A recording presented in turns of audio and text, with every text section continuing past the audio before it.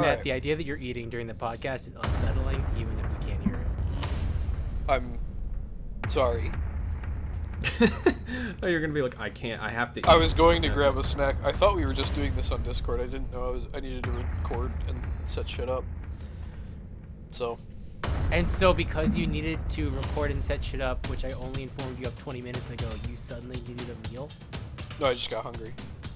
So did Boy. I had grabbed something to eat, and it's just a banana. I just wanted a snack. I also Alright, had you may just a finish banana that this banana. morning. I had half of a pizza. Well, actually, I had just a banana, and then Chloe made me breakfast, which was very, very, very good. I'm still being cautious with what I eat.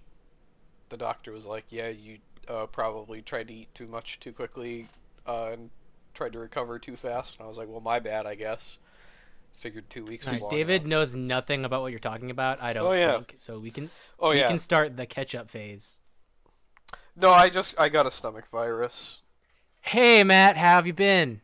Pretty terrible, as of recently.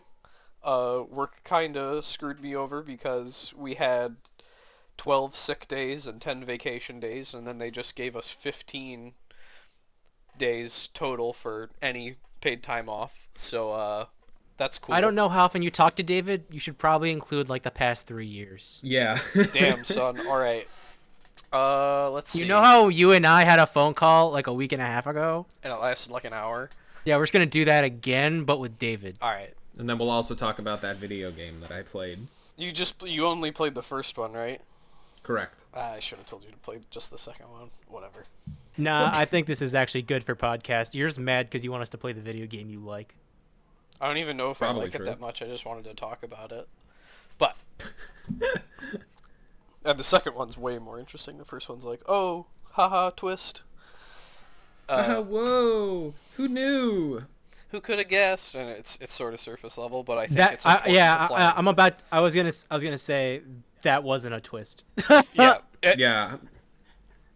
but seeing Literally the the second like we'll talk about it later. But the second they're like, oh no, I'm an AI. I gotta save the pilot inside me. I said he's not in there. Well, I thought he was dead the whole time, and I was like, oh, okay, that's slightly more of a twist. But it was more. I will save Go ahead. my thing for later. Oh, okay. I was going to say the vocal performance of Aerith as the game progresses, I think, is important to enjoying the story of the second game, which is a much more well thought out and complete experience. So, We will talk all of these things later. all right, let's catch Yeah. up. So, I Matt, have been What have you been doing? living in Ann Arbor. I have been Right. I finished college. Was it last year? I don't even remember anymore. You finished 2 years ago. I finished last year. I finished in 2017. Yes. Yeah, shut up, on timer. On timer. It's a good thing your degree is worthless.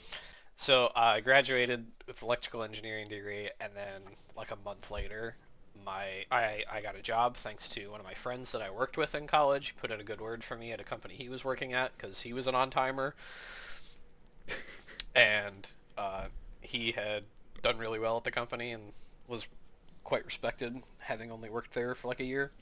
So Hold up. Pause. You got that job a month after you graduated? pretty much. Oh, okay. I I had probably been could have and should have told you earlier in your life based on my brother's experience. Like, my brother became an engineer, so he wouldn't have to code. And then when he became an engineer, he's like, are you kidding? I still have to code? And they're like, yes. Yeah. Well, I rarely ever write code, actually. It's kind of nice. I still have to look at code all day, but I like don't. I like write like one thing a week if I can help it. It's so much. Like, it's more bug But fixing. yeah, and I probably stuff. should have informed you in high school when you said you wanted to be an engineer that, hey, you should focus a lot more on the code than the engineering. He still works with, like, soldering irons and the physical capacitors and stuff because he's lead and because he's been doing it forever. But yeah, he's like, there's too much code in this job, and I didn't want to do that, but here I am. I don't mind the coding. It's not that bad. But like, I don't have to code. I don't do anything in regard to electrical engineering. I am a software engineer. I did not get a thing in my field. I mostly just got it because I had a foot in the door, and they liked me, and I could stay in Ann Arbor. which is where I wanted to stay. I mean, this is pretty inside that like David won't even understand, but honestly, isn't most of like high level electrical engineering called, "Hey, we bought the better piece of silicon"? In a sense, I did do a little bit of actual electrical engineering when I moved to another division temporarily because I needed hands, and we needed to figure out why the radios in their system weren't working, because what they do is they essentially spoof cars and make like a... You ever been to the arcade and played like... Well, I don't any of think those you driving understand that games? arcades are literally before our time. All right. I mean, do you mean like capital A arcade or Yeah, like go to Dave and or Buster's do you mean or like something. okay? Because like there's Dave and also Buster's like is not Boston an Bowl arcade. Yeah, and but Fun that's... Spot. I associate David with Dave and Buster's a little bit, and there are these things Really? there. Is Yeah. it just because my name is David? No, because we went there It's because once. you. It's because you. Okay. One, because you went there. Two, because that's where I picked you up every single time we ever went to Braintree. Why Dave and Buster's and not like Fun Spot, which is that arcade in New Hampshire? Because you were always like, "Hey, James, I just got out of work at my dad's. Pick me up at the Dave and Buster's." Oh, I guess. Oh, sure. Whatever. You would sit down at one of those chairs, and it had like a shift stick and a steering wheel and pedals and stuff. So we would try to... Yeah. We would basically make fancier versions of those, and then make a video game that was trying to simulate a more real world thing. So like, bus drivers would get training, or like firefighters could get training. Like, so we would model it after an existing car or truck or whatever. There were other things with it too, but like police cars had radios in them, and you could use the radio to talk to your quote-unquote dispatcher who was like running the test. And it was like an actual radio, but for some reason it just like wasn't working. So I had to go break open those boxes, figure out what shitty chip we were using and why it was so shitty, and how we could get a better one to actually do what we wanted. Because you needed better silicon, sir. Yes, so that whole long story was mostly just proving your assertion that I just needed better silicon, bro. Yeah, I just think it's hysterical that like at this point the apex of like electrical engineering and computational technology is called, "Hey, which one of us owns the best silicon mine?" I'm like, really? And they're like, "Well, we can't make it smaller. It's 7 nanometers." That's all you're getting. Yeah, there's like experimental physics talk about making it smaller, but that's kind of not in the electrical I talk engineer's about this all wheelhouse. the time. I can't remember what specifically the technology was, but when I was in like 2015, there was like a massive leap forward in solid state by Samsung. But specifically when it happened, Samsung was like, "Oh, we weren't supposed to like figure this out for 5 more years. We just got lucky and somehow it works now." I don't remember that, but I believe you because I didn't stay tuned into all that sort of development stuff. Yeah, that's like just after I built my first computer, and so I was looking at that, and also my brother was like engineering, but yeah, like a bunch of the hardware improvements. I mean, it's like that's the other thing of like somewhat related to David, who just built a new computer, of like the processor improvements and like the graphics cards improvements and the solid state improvements and even the RAM improvements of like the past 5 years were like mostly like a series of research investigational accidents. Yeah, it's Just nuts. But the whole point is, at the end of the accidentally day, make the better- get better silicon. You accidentally just make the better technology. You're not even trying to make it. Must feel really good if you're working on that for so long and then someone else accidentally discovers it and you're just like, well, guess I'll blow my brains out or something. Yeah, I think a bunch of it is they're just like, all right, we don't know when or how this will happen, but we assume that if we work on this for like 10 years of research, we'll get it done by the end of it. And then like 3 years and they're like, oh, we figured it out. Damn. Well, we'll take that grant money anyway. Anyway, now we are a science technology podcast, and David has nothing to contribute ever. Yeah, I can tell you some color theory. Is that anything? Color theory? Red makes the chip go faster. Red it? does make the chip go faster. Does it? Anyway, I have not done anything with my focus in my degree at all, though some of the higher, like the old guys that are just like consultants at the company would like me to, but I've not gotten to that point in the company yet to be able to handle those. Do you want to move to Kansas? What? Not particularly. Why Kansas? That's where my brother works, duh. Oh. I I don't even know if he has the power to hire people, but he should probably have the power to the power to hire people. Nice. Pyre's a good game. Don't tell me otherwise. I don't agree with you. I don't want to. I I don't want to hear it. I watched I Arrested don't Development, care if you don't want to hear. and they were like, "You don't have hiring and firing power, Michael." So that's what I'm contributing to this I conversation. see. That reminds me, The Office got taken down, didn't it? I still never watched it, nor had any intention of watching it. It's Oh, on Peacock now, which people think is going to happen, but it's not. I don't even know what I that hope is. it does. Peacock is NBC Netflix. Fascinating. There's so many streaming services now. It's kind of like, from what I've heard, cable was originally like this because you had to like pay per channel, Yep. and then Yep. something happened that I don't quite fully understand. That I'm so pissed and frustrated that you just explained this as cable used to be like this because I literally vividly remember this. okay. Did you pay per channel? No, I mean you're right, but no. So like when I was a kid, because as I've explained before, my father invented computers. We had cable way before anyone else did, and so that's how we were the geniuses who had Cartoon Network when I was like 6, and that was a great time. Because we just I didn't pay the bills. I didn't know how we got the channels we got. I was just like, Yeah, so it's Yo. just straight magic. Yeah, no. So you paid for certain channels, and then Xfinity and Comcast were like, "All right, just get our box so we can kill TiVo. We'll give you all the channels, except for like a bunch of." So like basically, they'll give you all the channels that like are domestic to your country. So you basically pay for international stuff, but so like, yeah, the whole like paying for Cartoon Network used to be a thing. So here's the thing: have you ever had Boomerang? yeah. Yes. Yeah. So Boomerang used to have to pay for. Okay, I feel like I remember that. That sounds like a ripoff. Yeah, it was a ripoff, but they knew that they could do that because Boomerang is great. Well, whatever. And I don't know the process that led to them just like owning. You pay a subscription fee and you get all these channels, and I don't know what the business process of that was, such that Being terrified of the internet. I believe that actually. What do we need to be terrified of now? The internet. Damn it. I don't know how that but works. then. different. Well, we'll see. I would like it such that all the you pay for the shows you want, or and you don't have to like you want one show from this service, one show from that service, one show from this service, so you pay for all three services. A pay what you want model for the show you want might be better, but people seem to like the subscription service. I don't know. I feel like Amazon does both. Well, so from my perspective, the difference between what's going on right now and TV cable is like, I will literally never pay for any more subscription fees than I already have, like in my brain.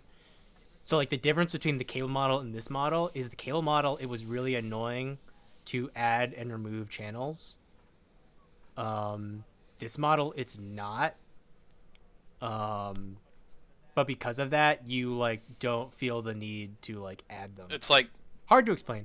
So like I know that I can get my channels whenever I want if I pay for them, but I'm just like I don't want to pay for them, so I'm not going to, and I will keep the channels that I have. Yeah, I think the thing that's probably I'm sure you've heard this before, but the thing that's gonna end up happening in the future is you have like your core subscription service and like a secondary, so like your Netflix and your Disney, and then there's an adaptation of The Stand on CBS, so I should get their subscription service. Okay, I finished watching that, I will cancel that subscription service. I mean, the other deal here, which I don't think it's talked about enough, is that just like things like, just as an example, do you guys know about like Go Anime and like Kiss Anime? Yep. not really. So they were literally just websites that you would go to that host illegal content, but like the internet's gotten so wide, it's gotten so easy to pirate things on the internet, especially like without like, so it used to be that you pirated via torrenting. Now it's someone somewhere has it on their site for free. You could just watch it like a YouTube video or whatever. Yeah, the only time it's not is when it's really obscure. It's like there are some movies you can't find because they're obscure, but like that's the other deal is those websites exist because they are powered by ads, but they also just get destroyed by ad block, so you're basically paying for nothing. Yeah. So like GoGo Anime is the current one. The one before it was Kiss Anime, where you could just go there and literally all the anime's there. You can watch any of it or all of it. And the reason why that works is because there's so few anime licensing companies over here who just like don't have the time to like sue for it. But yeah, it's like you just a random website. You just go to it. You watch it like it's YouTube. If you didn't have ad block, you'd be butt blasted by ads. It's insane. But ad block literally defeats all of them. Yeah. Adblock was made for those sites, I feel like. Here's the other deal. Another example of just like how pirating works in terms of this TV stuff. And this is like completely random to our podcast, but whatever. So I watch NBA basketball, Sure. right? I have ESPN and TNT and CBS and My Sports Boston. There are still times where their services, like literally, it takes too many clicks and it's too annoying for me to use the service that I pay for. And I just go to the illegal streaming site. And like, it honestly doesn't matter because like I pay for these things. And there's like a really complicated like pirating law of like, it's like how emulators aren't illegal if you've already bought the game. What was it? I think it was Gabe Newell. He said like the enemy of piracy is not anti-piracy, it's like ease of access. Yeah, that's the Steam model. The Steam model is it's easier to just buy this game than to steal Yeah. it. And like that's how you defeat piracy and all this dumb anti-piracy shit. Because like, yeah, honestly, like usually whenever I'm looking to like watch a movie or something that I don't have access to on like Netflix or whatever, is usually I go digging around onto like all the different shady sites, and then when that doesn't show up, I'm like, okay, can I just rent it somewhere? And I can, and it's like, okay, well, I guess I'll just go rent it from somewhere. And if I wasn't so adverse to like renting digital media, I'd probably just do that instantly. I don't know why I'm Or buying digital media. adverse, like, because I have Amazon Prime, and then I go to Amazon Video, and there's like, here's a show I would like to watch. And it's like, well, you have Amazon And then Video. it's like you have to pay also for it. pay for it. I'm like, Yeah. can I swear on here? Like I don't. Yes. Awesome. We are trying to be like a Persona game in terms of like, we might be rated M. We are barely Alright. there. I got you. I can cover that. I don't know. Like for games, I will never pirate a game. Movies and stuff, I feel more like I don't like if I can find a free way to watch this, I'd prefer a free way to watch this, which is kind of interesting. See, here's what's insane. David, you work in the TV industry technically. Yes. You should not be admitting this. I don't think have I? When's the last time I pirated anything? I mean, like, I think the last time I pirated anything was watching all of One Piece, and it was just because I couldn't find it on any of the streaming services that I already had. I remember I watched the Made in Abyss movie, but it wasn't the one I thought it was. It was just the summary of the show. Here's the thing about I was yeah. like, wait a minute. Yeah. God, I hate anime and the way anime is. Pause. So here's the deal with the Gabe Newell sentiment, right?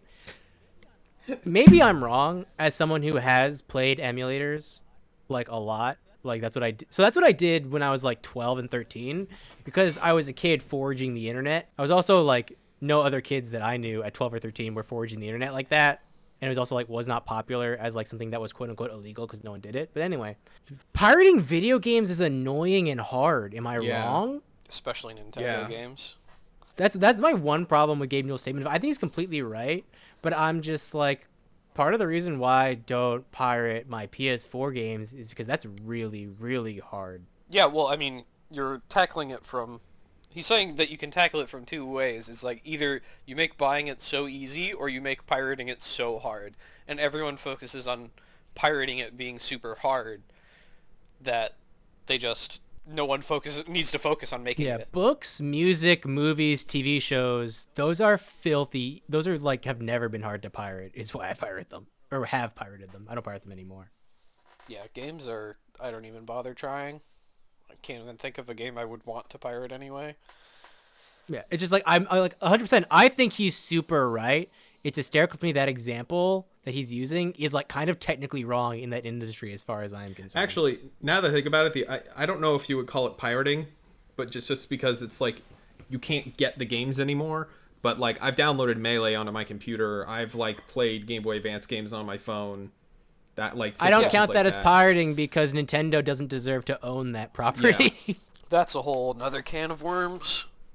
Yeah. How Nintendo treats their IPs. I'm still mad about AM2R. I wish they would have just hired that guy. Is that some sort of Metroid fan project? I don't know what AM2R is, but I should be mad about Project M. Oh, I know what you Why guys are should playing you be next. mad about Project M? I thought Project M looked cool. Project M was super cool. The Mewtwo Oh my trailer got me God. hype. Oh my god. I What? can't stand PM. I can't. never played I it. actively cannot stand PM. I've never played it. God, what's the but game that I think the Project M team is making that is literally a Smash ripoff? It was the one with the goat character, which was their Fox proxy, and it came Yeah, out and it and wasn't like good. their Marth is a girl, but you just watch this and you're like, oh, these are literally the same animations. They're not No, even trying. I don't remember who it was when No, I was watching it. I respect their lack of trying though. I think it's legit. Yo, I don't remember when- who it was, but someone mentioned like, look, if you just took Melee and reskinned everything and released it today, no one would want to play it because Melee is is objectively a bad game. It's just that we're so fond of the things that you can do in it, and you can't do it anywhere else, and we know that we're never going to get it anywhere else, that we keep playing it. It's like a big part. Like we wouldn't just I vehemently disagree. like if Melee was vanilla ice cream, we wouldn't just play French vanilla. I think you're completely wrong in every aspect. I think there's some truth to it. I think there is a bit of nostalgia fog clouding people's visions of how much they like Melee, but I think Melee still has like some very unique aspects to it that Yeah. you aren't going to see anywhere It's else. like the I'll things, tell you why I disagree. I loved Brawl more than I ever have and ever will of Okay. Melee. I was a psycho who for some reason thought that game was good. I mean, so many I was people a like child. Brawl. Yeah, I mean, like, I remember with Matt, we would be playing Brawl with people over at, like, sleepovers we would go to, and we were like, this is fine, and now I look back at Brawl and Smash 4, which is, I played the shit out of Smash 4 in college, and I'm just like, oh, these games are... I mean, so I touched Smash 4. I don't think it's good. I think You it's quite touched bad. Smash 4 in the capacity of you and me playing 99 stock Little Mac mirrors. No, besides that, that's the only way in which that game is good. Is the actual. Oh, problem. yes, that's 'Cause true. That Yeah. Because that game's better than Smash Ultimate Mac mirrors. Little Mac Final D mirrors on Smash 4 is a legitimate sub fighting game that everyone should play. It's its own little genre. 99 stock Little Mac. No, I think Melee plays and feels way better to play than Smash Ultimate by like a lot. Like Oh, yeah, Smash everyone Ultimate's does. almost there. It almost cut the difference, but it just is like a little too short. getting better. Here's the problem. The new character, if every character in Smash Ultimate played like the new characters, that game would be awesome. Oh, the new characters like the DLC. When you mean Joker, not You like know how Banjo. literally every single DLC character in Smash Ultimate is the most broken character in the game? This is not true, but we'll entertain this for sake of argument. I think they're unique as Yeah, hell. sure. If every character played like Joker and Sephiroth, it'd be great. Yeah. I wish Ridley was good. I love that Ridley's bad. I love that Ridley's bad. Oh. If every character in Smash played like Fox, Marth, Falco, Meta Knight, Bayonetta, That's Joker, Sephiroth. no. Hold on. All right, this hold game on. would be awesome. Hold on. There is a point in which you say no more, and that point is Smash 4 unpatched Smash 4 Bayonetta and Meta Knight. No. Here's the deal. Seriously, that's the thing of like what Street Fighter knew when they made the final edition is that don't you want to play Arcade Edition Yun versus Vanilla Sagat? And the answer is yes, I do. I want Meta Knight versus Bayo versus Falco and Marth. I think people have done like simulations of like trying to give Fox and Meta Knight their old good movesets, and like Meta Knight always wins because how Meta Knight just like plays in the Brawl engine. Yeah, I mean, so my understanding of from a gameplay perspective, which I don't know if Matt agrees with, is the reason why you can't beat Meta Knight ever is because all four of his options all do everything. And so you Correct. literally can't predict what he's going to do. All four of them recover. All four of them do damage. All four of them move however you want them to move. AKA, let's guess, 1 out of 4. Yep. Yeah, it was super easy to be the better player playing Meta Knight. Because you had every option. Yes. Every option was correct. The fact that sometimes like overwhelming number of options doesn't make a character better. I would point to like maybe I mean, yeah, so he's also a heavy, right? And he can glide. He's not a heavy. He's just not He's way heavier than he should have been. heavier than he should be for his size, yes. But, like, I would point to, like, Dante from Ultimate Marvel vs. Capcom 3, because he's got... Oh, no, those options are all bad. Yeah, but he's got tons of them, and, like, good players can make him good, but they have to be really, really good. Whereas with, like, Virgil, he's just like, you know, Virgil. X Factor, you're dead. Yeah. Yeah. Well, no, the problem is that, like, as I explained before, the difference between the two characters, so he's basically Mitsuru, right? He has like 3 main options that honestly, if you're a better player, it's easy to beat, but it's so easy to just accidentally win the game. But yeah, no, the problem with Dante, well, so that's the thing of like vanilla Dante was that broken. He was pretty crazy, but I wanted to... Vanilla Dante was disgusting, could do anything, could kill all 3 of your team with 0 meter. And so Ultimate Dante, like, all of his moves are bad. He still has a ton of options, Every- but it's just they're all bad. Yeah, but almost every single one is not safe on block. I didn't play enough. I don't know too much about Marvel, so I don't want to talk about it too much like I know what I'm talking about. If you just like knew fundamental like fighting game, as long as you knew how to push block and block correctly, and tech throws, like Dante could literally do nothing. Okay. Which obviously that's saying if you could play defense perfectly, but it's one of those things of when you're playing a character in any game where the only way you win is when your opponent messes up is like not a good place to be. Yeah. Anyway, back to the original point. Smash, I want it to be chaos. Pirating Nintendo games is hard. We were originally Pirating catching up. Yeah, Because I didn't yeah. hear about what David's been up to. well, yes, but no, we got to do the thing where James somehow tracks the conversation because that's James's superpower. That's a good superpower. No, but Matt, you were talking about Project AM2R. Yes, another Metroid 2 remake, 10 years in the making. I knew it. What did you know? You said, I wish they didn't cancel Project whatever, and I was like, I don't know what that is, but I bet it's a Metroid fan game. You were correct. You were absolutely correct. The other thing was because Samus Returns was coming out in like a couple months. So it was like, Yeah. okay, I guess, but I wish that they had done something else with the guy. We were talking about that because we hate Nintendo, and we were going to like Nintendo games are hard to pirate.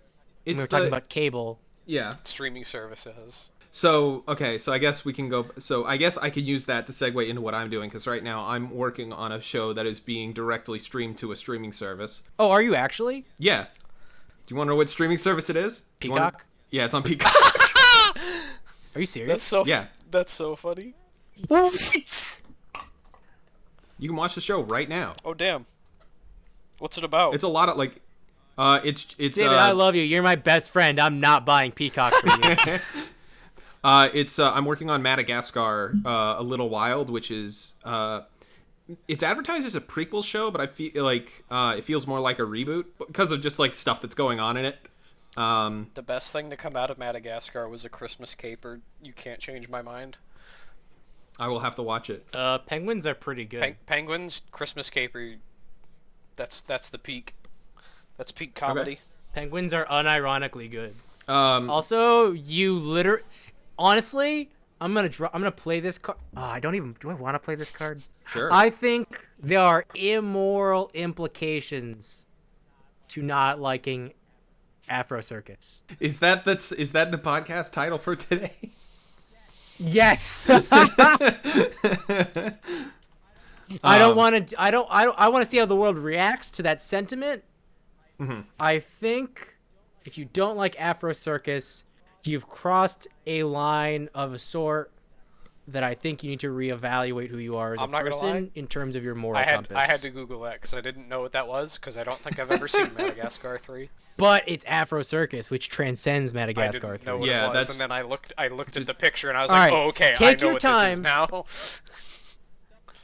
Supplemental assignment for Matt is you got to watch Madagascar 3 just so you can fully understand Afro boy. Circus and just come back and tell me what you think of I don't think not I have to do about that. Madagascar 3. I don't care what you think of that movie. I want to know what you think of Afro Circus. Fascinating. All right. But you know that I moved to Canada like a few years ago, right? Yes.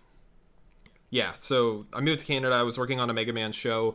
Mega Man stopped Mega Man stopped production. I moved into a different show within the same studio, as a shot final Deirdre's artist. little cousin saw it on TV and liked it. Just Mega so you Man? know. Yeah. Yeah, the show's great. Oh, is it actually? I thought it was terrible. I can tell you But the there's good Mega episodes. Mini. Honestly, Mega Mini's great.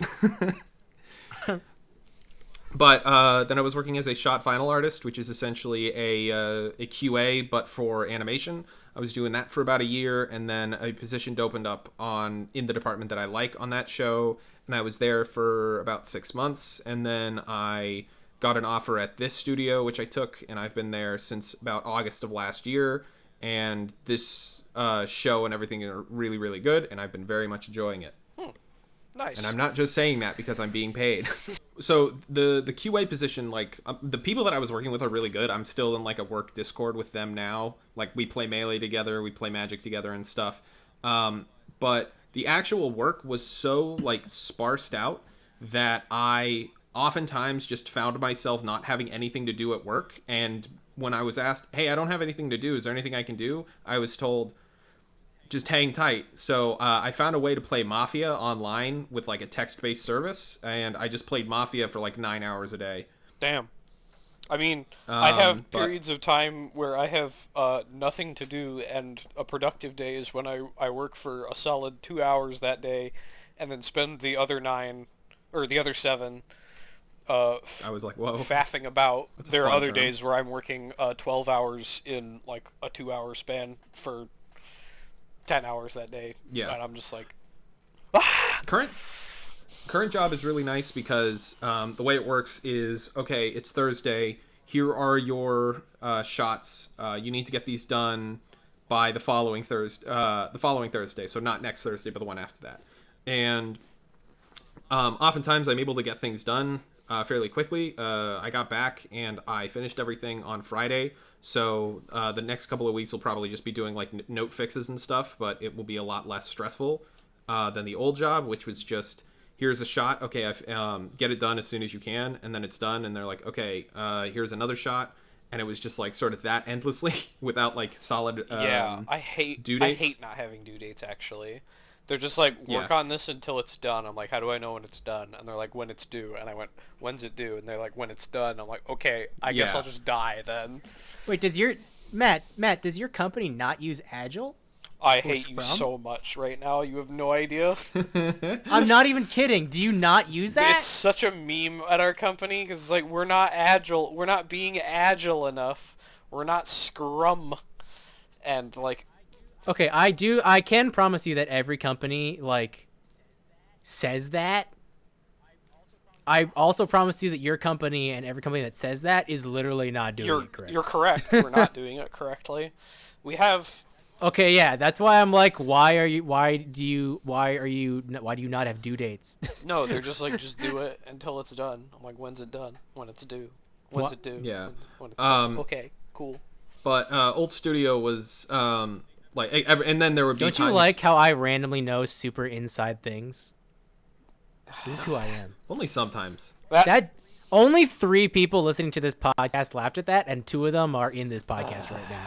I One of them's don't not envy dating. one of my coworkers who, every time he tells me about, every time I complain about work, he like one-ups me. I'm like, oh, I'm so sorry. I shouldn't have said anything. That sounds the worst. And his company just like doesn't manage code at all whatsoever, and he wants out, but they pay him so much because he's irreplaceable Yeah, I mean, now. so this literally the story of every single software engineering company is we are underfunded and understaffed unless your name is Google. No matter what the project, no matter how smart you are, how competent, how much money you have, if you're not Google or Amazon, you're underfunded and understaffed. So I've been, because I work with physics simulations as my programming thing, and because I like video games, I've started to look into game design stuff. And I went to a game jam, Kind of fun. tried to make a little thing, and we fucking failed. Hell yeah. Wow. I already think that game jams are like anti-fun in their conception, but the idea of going to one and failing sounds like the worst thing I've ever It was pretty conceived. bad. We mostly just focused on trying to get something together, and we didn't know what we were doing, and then we gave up.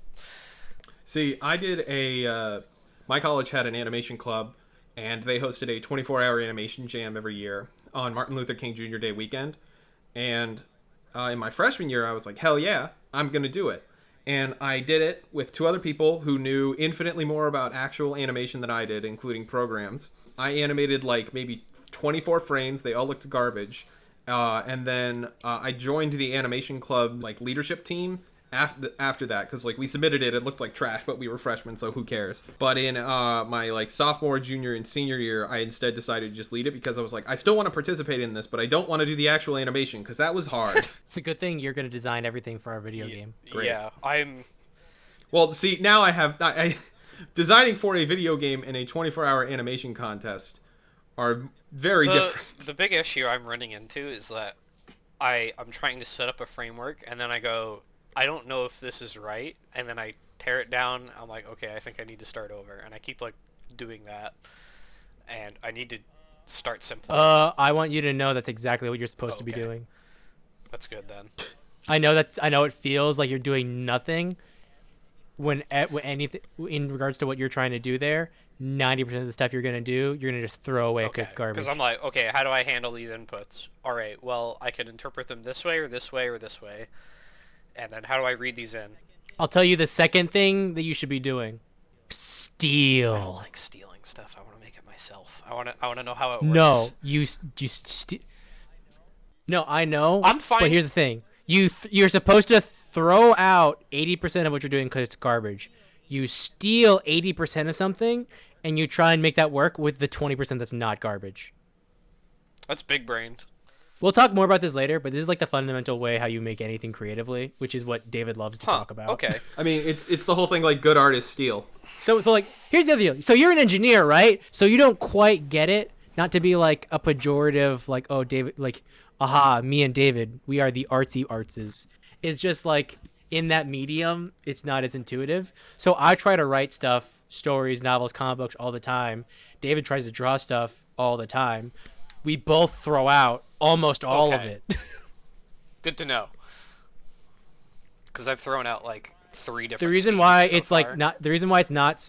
Yeah. The issue is that it's. God, have you seen the videos by the guy Stuff Made Here? Yes. I think. All right, yeah. You realize those videos are mostly I'm throwing out everything except for this one idea of this prototype. No, I never thought of it that way. Like, that's how prototyping works. You're like, oh, this failed every single way except for this one part. We'll keep that one. What was I going to say? I don't remember. We were talking about designing your game. No. And to segue, I'm going to say I learned all of this by going to school. And my life is I learned I'm good at school, and so I will never leave it. I am currently in school or on break. And while I'm on break from school, I'm going to another school. I can't stand school. Yeah, it's okay. I understand you. I was okay with school. You didn't go to school, David. Yeah, that's why I was okay with it. David, my that was school daycare. was just expensive daycare. Yeah. David, my school is technically, not even technically. You know what? No, my NYU is expensive daycare, but I somehow found the way to make the daycare not just daycare for me. That's good. Basically, we were all sent to like help the less fortunate in like Spain, and while everyone else was like, we're in Spain, I'm like, wait, no, let's do the less fortunate.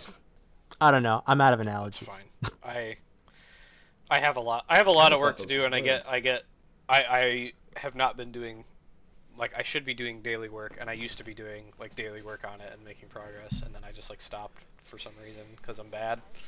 Yeah, I was gonna ask of like how much have you actually been doing on that? Because honestly, I have a million things I want to talk to you about. No, I've put it by the wayside for a long time, and I keep talking about it. Oh yeah, here's the other deal. While I'm off break of school, going to school, I'm applying to new school.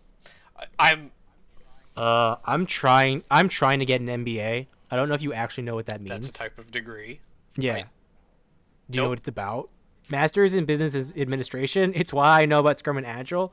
Basically, I just want to be your manager and tell you how to make your game. I see. I mean, that might be what I need.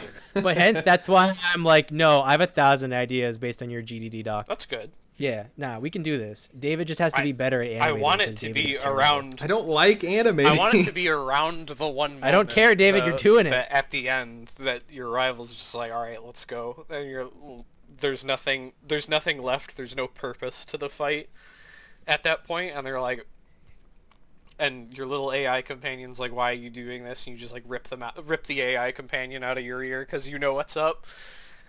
And they're like, you don't have to prove anything to me. And I'm not doing this for you. And then you fight. Yeah, we can talk about your game at the end if we have time. And Slash, I just want to talk to you about it in general. It doesn't have to always be on podcast. I have 1,000 ideas. I think the only catch-up thing that I had left was that I moved in with my girlfriend, and You did tell me about that, actually.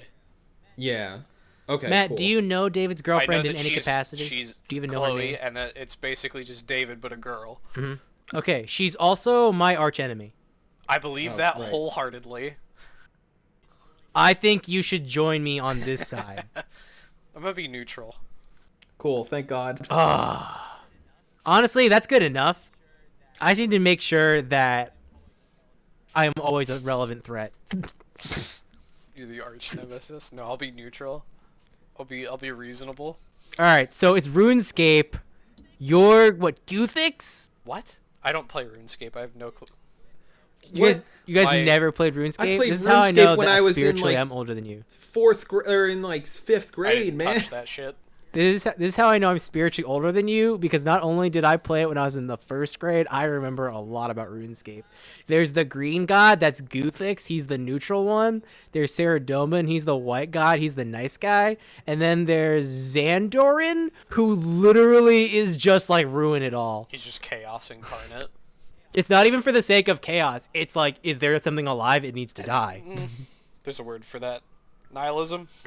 My It's nihil. It's I don't know. It's basically a serial killer for a god. It's basically if Freddy My, Krueger was God.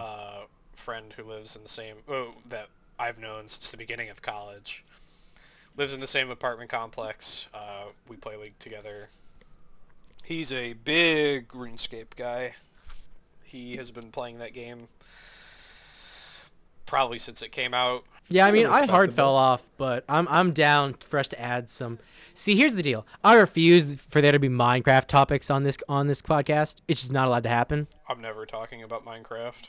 Good. I'm glad we're all in agreement. But I will pepper in the RuneScape so we can get some Zoomers. Is RuneScape popular with the new kids? It's not. What are you talking I about? think so. No. I'm pretty certain it is. No. The only people I know who it's popular with are I work with like, old kids. boomers The scouts. that like come back to RuneScape after so long. Let me be out of touch, dude. So be it. If that's what you desire, I'm not going to stop you. The only popular game I like is League of Legends, honestly. And I don't even know if I like it that much anymore. You don't even I like- like it. I like I don't 5v5 even like it. with coordination and teams and talking about draft and stuff, but because I have to play solo queue to be able to participate in these 5v5 custom tournaments, I hate it. Yeah, I'm sure that I would just hate my team no matter what. Oh my god, my I have a I refuse to let you derail this No, I'm podcast good. with League of Legends. I'm Let's go back to gonna- RuneScape. I'm gonna say something about my mid laner, and you will know the type of player he is. Do you jungle? On top. What do you play? top, Support? dude. Top? On voice comms. Why would you want to be the most useless I like role being in the game? Rock. I like just being someone helpful. Yeah, want to know why it's a rock? Because Yeah. you're useless. But he says, you guys want to see a Chad play before flashing in and dying.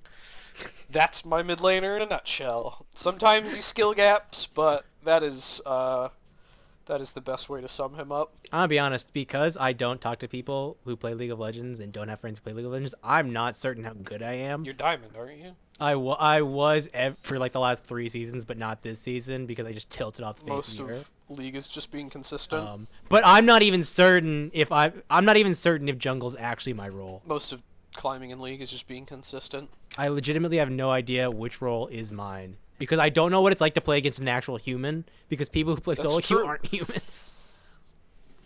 I like top lane. but I'm not going to talk about League of Legends anymore. I don't want to.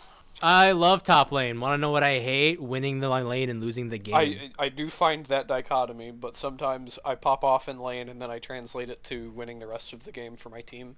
Cause Want to know what I also hate? Being 15-2, 1v5 carrying team fights. I make one mistake, do hate that. lose the game.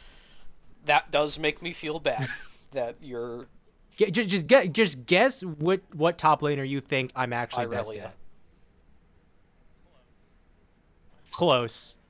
I'm pretty good at Aurelia, but it's not my Fiora? best. Do you have any idea how frustrating it is to play that champion? No, because I permaban it, so I never see it. Because the potential to 1v9 carry and the onus is completely on them and them screwing up a single time, otherwise I don't win. Yeah. No, I mean, so, like, that champion is busted, but I'm like, all right, I'm playing this busted champion. I'm playing it well, and I still can't carry. Are you kidding me? But, I mean...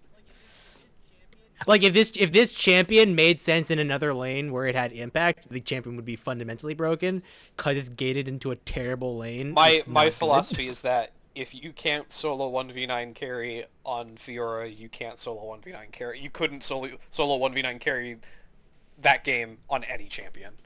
That's why I permaban it. Guess what? I know. That's a lot of games. That's way too many games. Yeah. Well, whatever. Let's talk All right, no more League of Legends. Oh, what other thank games God. have we played? Doom. Let's talk about Doom. Oh, I can talk about... Well, wait, let's talk about the fall. I haven't played Doom. We should talk about the fall. No, hold up. Before we do any of this, let's just generally do what have we been doing media-wise. Oh, okay. Just like your weeks kind of thing. Well, so we haven't podcasted in weeks, dude. I played the entirety of Persona 5 R, and it's fucking sick. Cool. That game is great, and if it weren't so long, I'd tell you to play it, like, every single week. I played Phoenix Wright, the 6th one. Guess what? All Phoenix Wright games are good. Don't at me. All of them are good. The 6th one is the one with, like, after Phoenix comes back after the Apollo game, right? That's the 5th one, and the 6th one is that again. There's a Uh-oh. I thought I only had one game left. No, so games 1 through 3 is Phoenix Wright. Yeah. Game 4 is Apollo. Games 5 and 6, Phoenix Wright's back again. But honestly, 5 and 6 are more ensemble. Okay. They add a third character, and so you now have 3 lawyers, and you Yeah. basically just rotate through them. Right. And they're also, in case you haven't actually physically seen them, they're like some of the best looking 3DS. They are de facto the best looking 3DS games ever. What makes the Phoenix Wright games sick? I've never understood their I- appeal because I've never played them, but people love them, and I don't know Big brain. why. They're puzzle games where when you can't get out the puzzle, you're like, oh, I'm stupid. So they're good puzzle games, is what you're saying. Yeah, Okay. visual novel puzzle Yeah. game. Because when So that's why I'm so hype on the 6th one, because when I finished the case, I was like, oh my god, if I had just thought for an extra 30 seconds, 10 minutes into the game, I could have solved the whole case.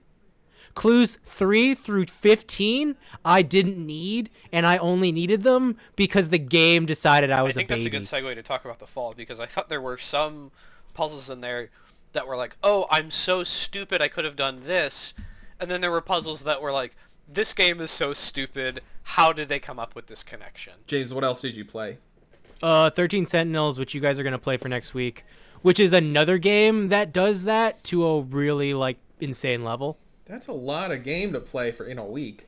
Well, here's the deal. I think the second either of you pick it up, you won't put it down. It's why I wanted you guys to play Crosscode, because I feel that way about the puzzles in that game. Not only that, but when you play 13 Sentinels, you're going to be like... Well, here's the deal. David, I think you probably could/should play it with Chloe watching, because I think she'll enjoy it. Because here's the deal. Yes, it's a game, and it is a game, and there is game to play. Realistically, it's literally Terminator plus Blade Runner plus Back to the Future plus like 3 other sci-fi movies. Damn. And I don't mean that like, oh, it's mashing them together. I mean like you're basically watching 6 sci-fi movies as you beat this game. And they're sci-fi movies I know both of you love, so you'll both be like, oh, cool, this is awesome, I'm keep going. What's the sci-fi movie you know I love? Alien. I've actually never seen Alien. Why do you like Metroid? Just because something takes inspiration from something else, and you like one of those things, doesn't mean you necessarily like the other. There's a difference Yes, it between does. inspirations and it's the same thing. It's literally Samus is a girl because Ripley is a I am girl. aware. I am aware, and I know the story of Alien. I've never seen the movie. I don't really have an Seems like a excuse hard for miss. not Okay, seeing the but movie, but I know that they're the same No. thing. No, Matt, you're fine, but just your logic here of just because I like the same thing doesn't mean I like the same thing is Yeah, wrong. maybe. I shouldn't say because I like. You're telling me just because I like hamburgers Doesn't mean I like cheeseburgers. that I like hamburgers? Let me defend myself a little bit. I haven't seen it, and because I like Metroid, was not onus enough to go watch Alien. Yes, it was. Perhaps, but No, I don't. but I also know you like sci-fi in general way more than I do, and I still thought that this Okay. game was awesome. I'll check it out. I Also, you should not talk to anyone about the you've- game at all. okay. This is for David, because Matt already knows this. No, I already know this too. If you I've are been listening stuck, to. if you are stuck anywhere, you ask me. James, I'm listening. Like, I was planning on playing it already because of Best Friends Cast, or because of Castle Super Beast. Yeah. And they had the same opinion of, like, it's basically just Outer Wilds tier of don't go anywhere for it. Yeah. No, I saw that section of their podcast and I saw the YouTube video. Honestly, they say too Damn. much. Good news. I forgot all of it. Good. My brain capacity. Well, no, so they only talk about the first 2 hours. They say too much. Wooly is playing that game. He's honestly maybe 3/4 of the way done, but he's 60, 70 hours in because Wooly's an idiot. Well, you said it would be really short if I was really dumb, long if I was dumb, and medium if I was smart. I'm probably gonna be in the long one then. No, it's a curve. If you're really dumb, you will just sit. So here's the deal. The only thing that would make the game long is how long you are staring at the screen, reading the dialogue over and over, trying to figure out what the Okay. hell they're talking about. You can do and is fine, but just like your questions will be answered. You should keep moving. Very well. The game is also because the game is literally constantly throwing clues at you that some of them just can never be right, and you're gonna think they're right, and you should just play the game to figure out if they're right or not. Actually, I don't even know if that's true. Anyway, just try to keep playing the game. I haven't started it yet. I'm gonna be honest. This is all unlistenable. That's okay. Yeah. How long are we recording for, such that David can cut down to an hour? Because I'm about 58 minutes to. We can go a bit Nah. over to talk about the fall. Nah, don't worry about it. I also Nah, don't worry about can it. cut all that League of Legends talk Hell out. yeah. Honestly, maybe it's a good thing we have a third person because now David feels legitimately motivated to cut shit out of the podcast. Can I listen to old casts? You can listen to the one episode I actually Yeah. finished Hell editing. yeah. I think you have two. Where did I put it? Oh, it's You have probably one. in the one I think you got the Rob one. It just sounds bad. You 'cause got the Rob audio is Hillman on bad. this shit? Yeah. I Yeah. love that man. Honestly, all right, hold on. So the last thing I did was JoJo Part 5. We've already discussed that. Right. It's fine. Part 6 is better. Matt and David, have either of you done anything interesting outside of the fall? No. I mean, since we last talked, James, I played and finished Doom 2016. I played Yep. I played a couple of roguelikes. I played The Legend of Bumbo, Slay the Spire, and Duskers. I also Slay the Spire seems eh. it's okay. It's like I want to play card game stuff, but I don't want to play Magic. It's definitely like a better mobile game than it is a PC game because I can see myself much rather enjoying it sitting on the train, like the bus or the train, rather than like sitting down at my computer to play it. Duskers was a lot of fun because it is about the whole premise is that you are part of like a scavenger ship and you're trying to salvage resources from ships, and you have tiny little drones that you can only control through like console commands. So the mouse doesn't do anything in the game, you just type everything out. which was kind of like novel. But then you get into situations. Man, you two nerds love sci-fi. What the hell? Well, so you get into the problem. Like that's why I bought the game, because I was like, that seems really cool. But the problem became, oh, there's like a scary monster attacking my guy. I got to get him out of there. Oops, I misspelled how to get him out of there. So now he's dead. Davis Bacon. And then I played a little bit of Legend of Bumbo, but like it didn't really click with me like the other two had. And I was like, I'm just gonna go back and play the other two. I don't really care about this. I played through to completion Papers, Please, which I had started back in like 2014. And then just never played again. As you literally paper pleased your way back into Canada. Literally Papers Pleased my way into Canada. So I did all that, and that game was like fantastic. I sort of fell ass backwards into the best possible ending, which was kind of fun. And caught up on like, I finished rewatching all the MCU movies. I had like started sometime in the past like year, but I just like never followed through with it after like Winter Soldier. So then I just What's started. the best MCU movie? Oh, Thor Ragnarok. Interesting take. That's like a defensible answer. I disagree. It's either Ragnarok or it's Infinity War. I give it to Ragnarok just because with like with Infinity War, it's just like you have to have so much background knowledge to fully appreciate that movie, but with like Thor, it's like a lot less. I'll still go back and watch the original Iron Man from 2008 and have a good time.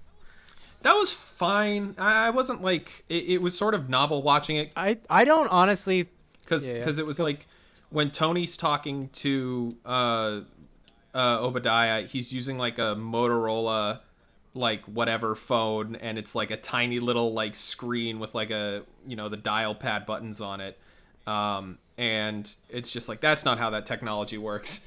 And then like the second you go into Iron Man 2, he's using like smartphone adjacent looking technology.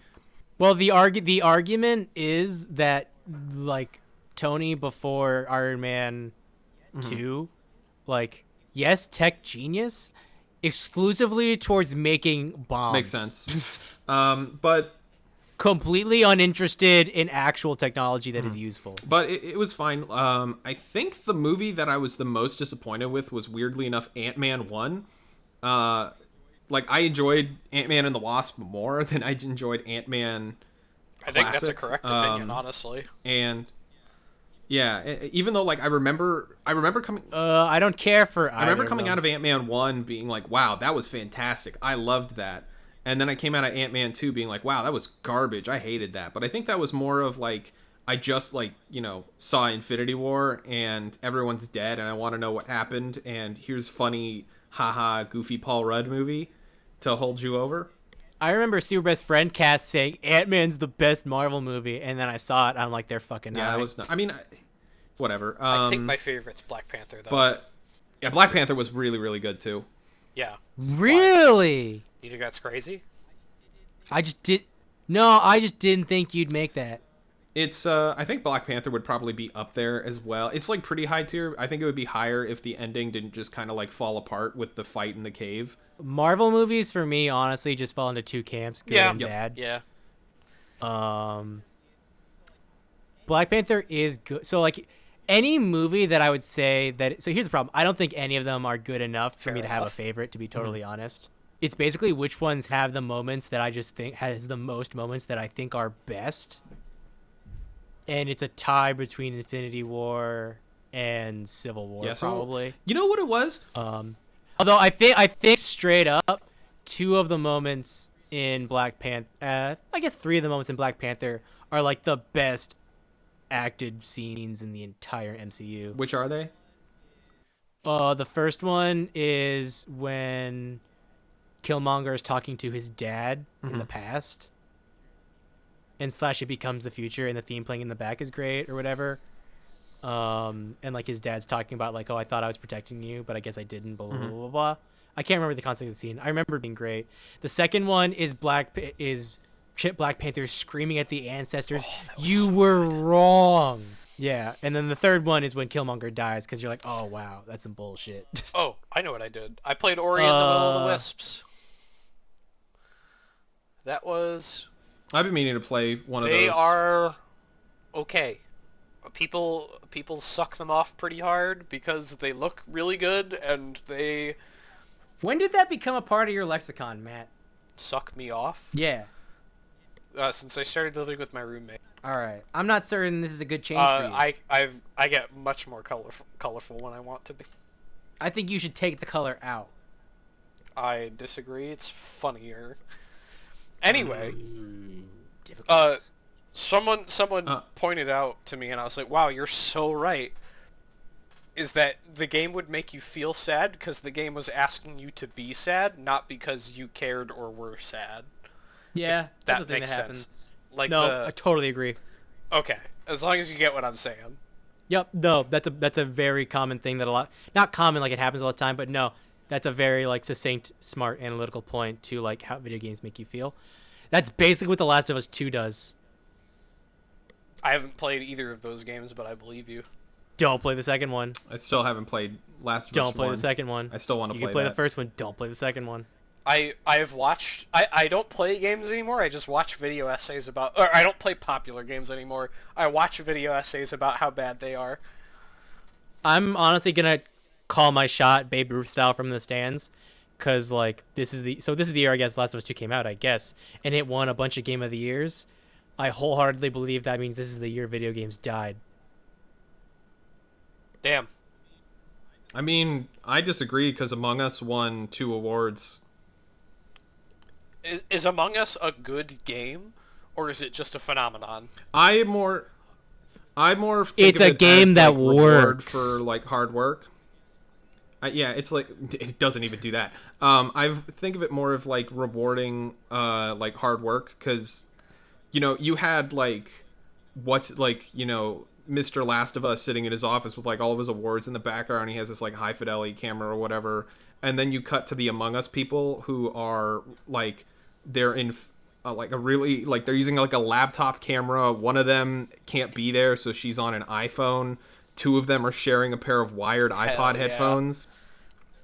Like they're reading a script off of like an additional iPhone that they had like somewhere sitting next to the That camera. game and came it was out just, like, that years feels, ago, like, though. worth it. Yeah. Well, it's like And also, it's- if hard work is the reason I have, like, why a big problem- video game should win Game of the Year, Hyper Life Drifter has been criminally underrated as a video game. Oh my God! I love Hyper Light I think Drifter. the thing for me is that I went to an art college, and in my sophomore year, I remember having like a professor and a bunch of people all start talking about like how upset they were that the Disney Pixar film that year won Best Animated Film and not some not whatever the everyone agrees was the actual best film of the year, because it was Disney, because there had been some sort of like article that came out that says, yeah, I don't watch the Disney films, I just vote for, or I don't watch the animated films, I just vote for Disney and move on. And it's like, we all know that the Academy is trash garbage. Like Why are you Listen, upset? the Why only do we opinion that matters care? is James's. Yeah, and it's like, but not everyone knows James. Because we didn't have the podcast then. I always thought of it like, with an awards show, if Disney wins, who cares? If Among Us wins, then care, because if you're able to break through the shittiness quality of the industry, I think that's like a good recognition. But I think if Among Us doesn't, if Disney does win or Among Us does loses, I think you should just move on and be like, yeah, it's just a shitty award show. It's like, oh, it's cool that you were able to break through, or it's a shitty award show. It doesn't matter. I think there's another aspect that's sort of just like a bit randomness. Because Among Us is an old game, and there are other games that I think do Among Us better, but don't get the of course. same amount Like of Project traction. Winter. Yeah, I was literally about to say Project Winter, actually. Yeah. No, And Among Us I- got famous because somebody streamed it. That's it. Yes, no, that's Yeah.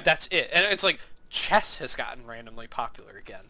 I mean, chess is... Because streamers are playing. Let's Yeah. hold up. That one, yes, you are right because streamers are playing it. 2, chess is fucking great, dude. Chess is a really good game, but like it's never been popular with gamers until streamers started playing it. So I think people are just like dumb and not looking for big things, and they just eat whatever's given to them. So if there's like a big budget thing that gets marketed at them because it's got a big budget and it's popular, that's what they see. And then if like some random streamer just decides to randomly play one thing, or a clip blows up on the internet, of another game, and then people go, "Oh, this looks cool. Let me check it out."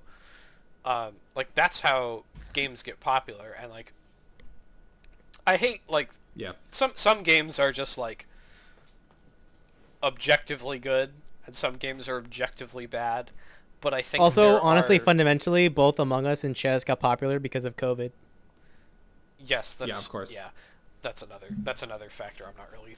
Same with Fall Guys. They're also free. Not Fall Guys was also sort of free because of the PS4. Yeah, but I'm saying the past almost. Well, I guess we're 2 months shy of a year now, has been dictated by. All right, I need to play video games with other people. What games do I play? Mm-hmm. Oh, fair. But like, I think there is a measure of goodness with games, but so many games are like not perfect, and also they can't possibly be for everybody. Right. They're so. I don't even know where I'm going with this point. My initial point is basically just that I'm calling the shot that video games are going to die and are dead, and if that happens, it's because of The Last of Us 2. Speaking of dead video games, let's talk about The Fall now. Hold on, before we talk about The Fall, I know I've done this 9 times already, and I'll continue Yes, to you do have. it. Oh, good. David. Mm-hmm. Pause. Matt. Pause. David. Pause. Matt.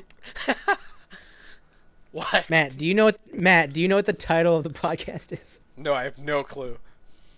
All right, good. I just wanted to make sure that 1, I knew that no one told you, and 2, that you're aware that you haven't even asked. I don't care. David, do you know what the title of the podcast is? I thought I know what the title of this episode is. Okay.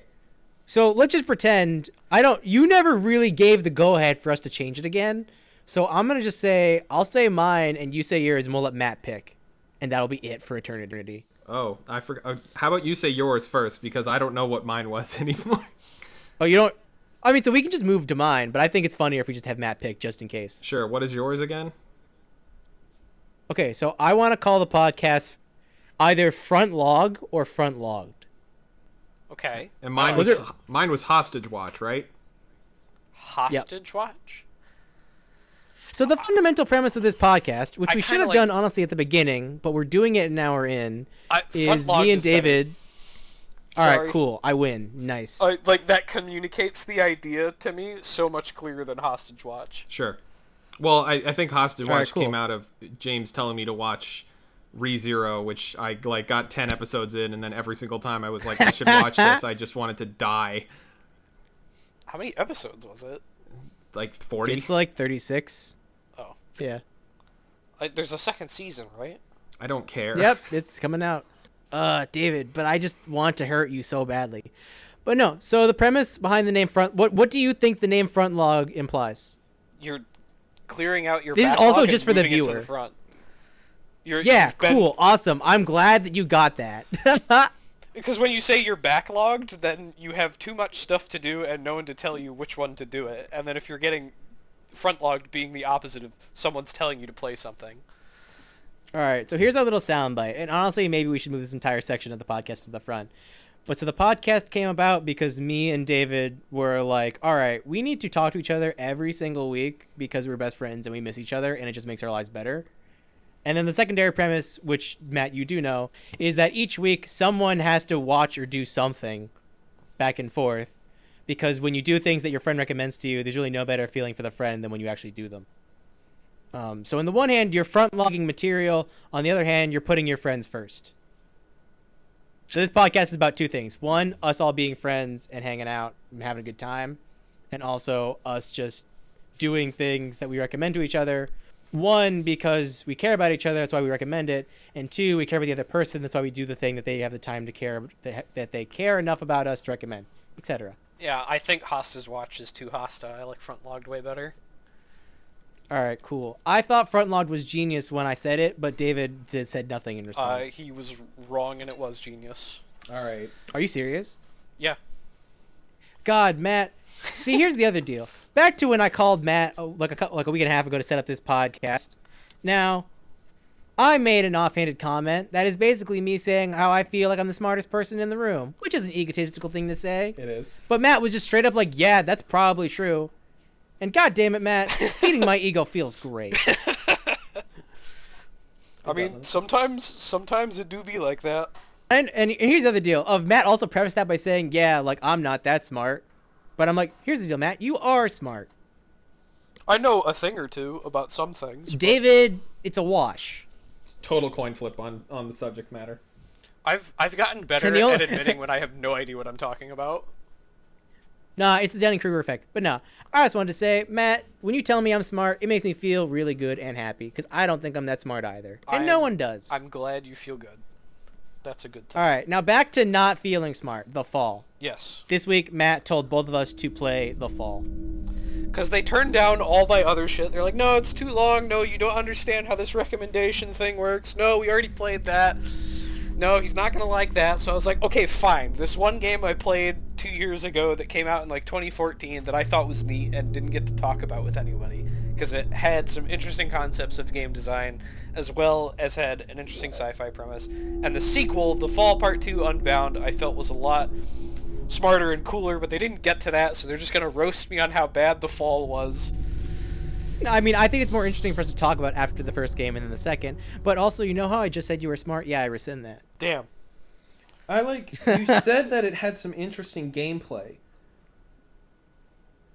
No, it didn't. No, it doesn't have interesting gameplay. I think it had interesting game design choices, and there's like a framework to talk about. Pause. Games. David, Like what? did you play it on PC? Yes. Did you play with a mouse and keyboard? Yes. This game is awful on a controller. It's like I almost just stopped playing it and wanted to be like, I'm not playing this game. I can't control this character. All right, the my final bad. So here's just the fundamental question. I don't like it when games are controlled on a mouse and keyboard. As someone who plays League of Legends and TFT to like a relatively high proficiency, I prefer I to use don't a want my controller when games I to can. control like that. I prefer to use a controller when I can. I think I used a controller for this game actually, and I was okay. That with makes it. sense because you wouldn't have experienced. So as how far awful this as was. game design decisions, I think almost all video games, if you don't design them around a controller, I just think you're a jerkwad. Fair enough.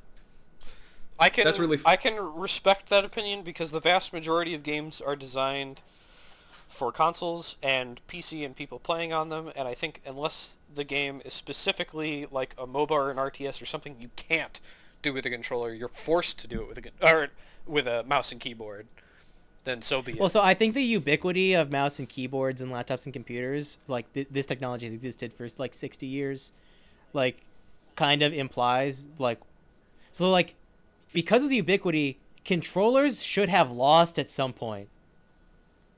And they haven't.